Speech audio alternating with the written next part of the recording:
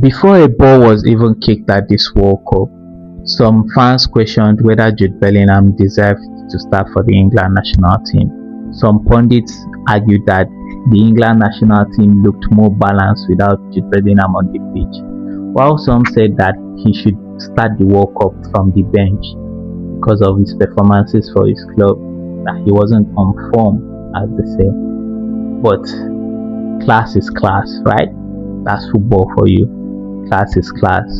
Fast forward a few games later, a player that was almost dropped, or that was said to be dropped from the World Cup squad, or should start the World Cup from the bench, has become England's most important player in this World Cup.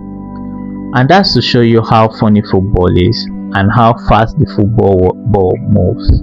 Because one week people can be asking a coach to drop a player, and the next week that player can just step up his levels and become the best player in the team. And that's exactly what Jude Bellingham has done for this England national team, right? From being the player that could have been dropped from the England national team to being the player that has saved their tournament, because England's run in this World Cup, their first game against Croatia, Jude Bellingham scored a goal.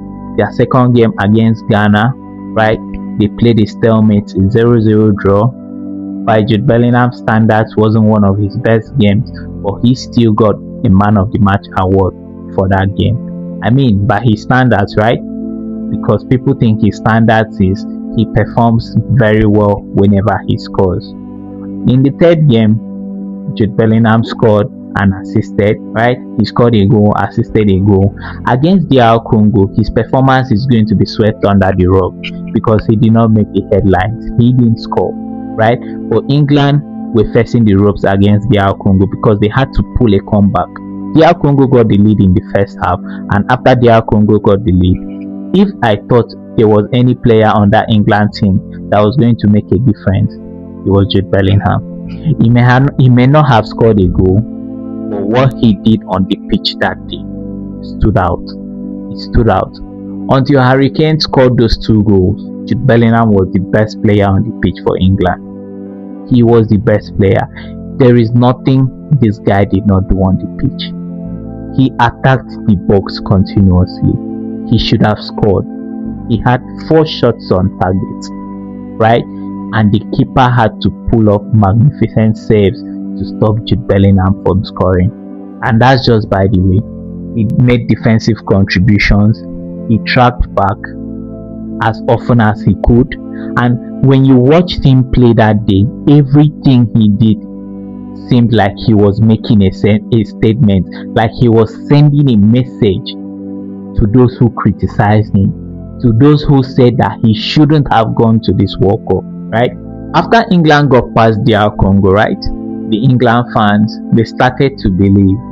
But then they go over to face Mexico. They face Mexico in the Estadio Azteca Stadium. Ever since Diego Armando Maradona scored a brace in that stadium, no other player has scored a brace. Scored twice in that stadium until England played against Mexico. And yes, Jude Bellingham once again catches the headlines because of his goals. The 2 goals he scored against Mexico, right? But then he does more than score. I'm just going to say something.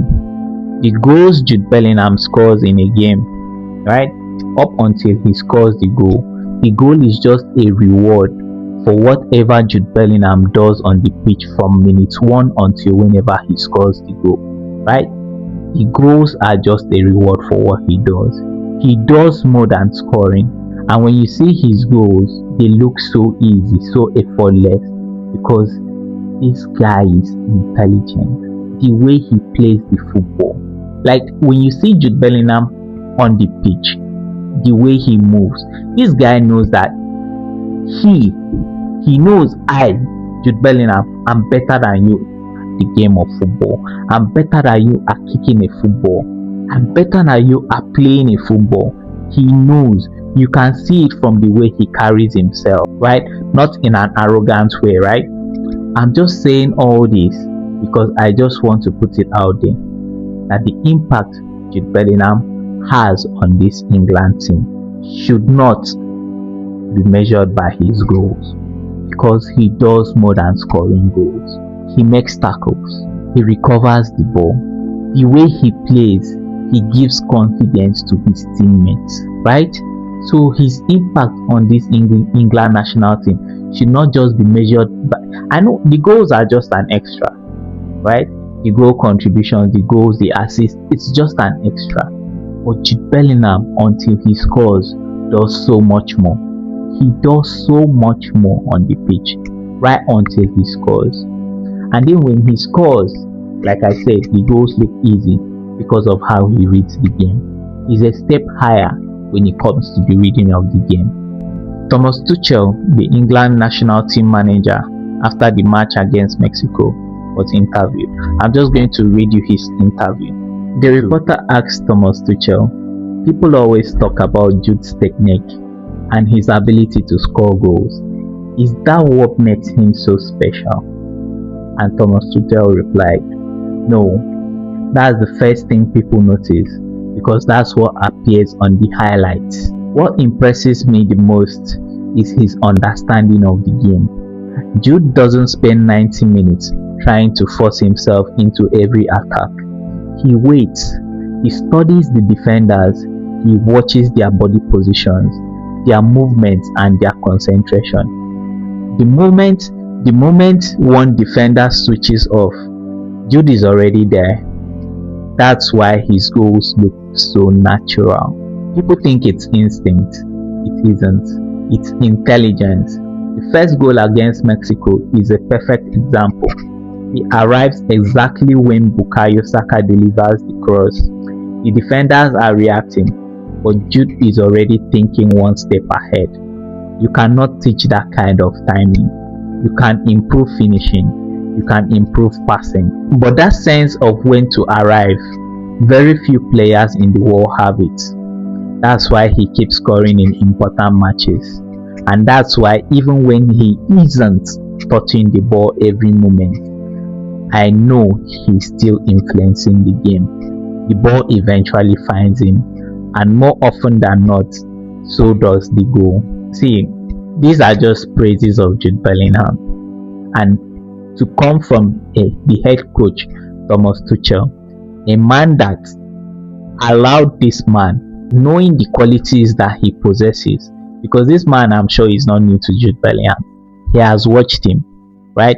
He watched him before taking over that England national team, but he still made Jude Bellingham fight for his spot, right? Morgan Rogers this, Morgan Rogers that, Cole Palmer this, Cole Palmer that. Jude Bellingham is not on the same level with these players, right? Jude Bellingham is on another level. He is on a different level, and that is why he is a Real Madrid player, right? And then, just to say this, right, this is like, there is something Jude Bellingham possesses that is new to this England national team. I'm just going to put this out there. The mentality this guy has is crazy. The mentality he has is crazy. And that is going to help this England national team go so far in this World Cup. Are they favorites? I don't really think so. Do I see them winning the World Cup? I don't really think so. Do they have a chance with Jude Bellingham on the team? Yes, of course. Of course they do. Of course they have that one thing that some other teams don't have, right? They have that one player that is a jack of all trades. That one player that has at least a 50% of everything in his bag.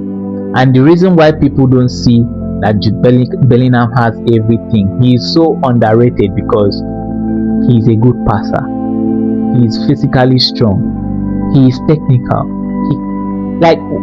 When it comes to the defensive attributes and aspects of the game, he has everything. In this modern football, Jude Bellingham, right? Jude Bellingham is the most complete midfielder I have seen in modern football right now. I don't see anybody that comes close. When you talk about a midfielder that is so complete, I don't think of anybody else than Jude Bellingham. So if you ever thought that Jude Bellingham shouldn't start for this England national team. I'm sorry, you were wrong. If you thought he wasn't good enough, I'm still sorry, you were wrong. And I genuinely doubt your ball knowledge and ball sense. Peace and love. See you in my next video.